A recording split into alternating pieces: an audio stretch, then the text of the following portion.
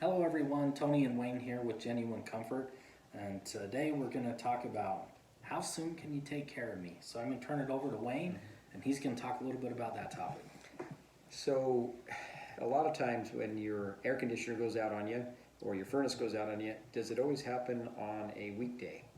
No, a lot of times it's the weekend.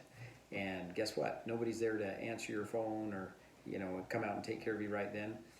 So we have a system at Genuine Comfort where what we do is if it's summertime and all of a sudden it hit 100 degrees and everybody's air conditioner is going out on them and they would like to have a new one, what we do is we'll take out temporary roll around air conditioners to make it somewhat comfortable in your home so you won't make an emotional decision to hurry and buy now and have someone put it in right now at a higher price than you should be paying.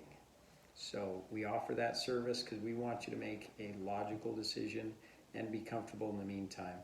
In the wintertime we do the same thing. We have small heaters that we'll put around your home so that you don't feel like you're going to freeze to death, your family's going to be okay, but yet you're going to make a good decision financially on buying a furnace and having it last for a long time because you have the quality of Genuine Comfort coming out and installing it the right way.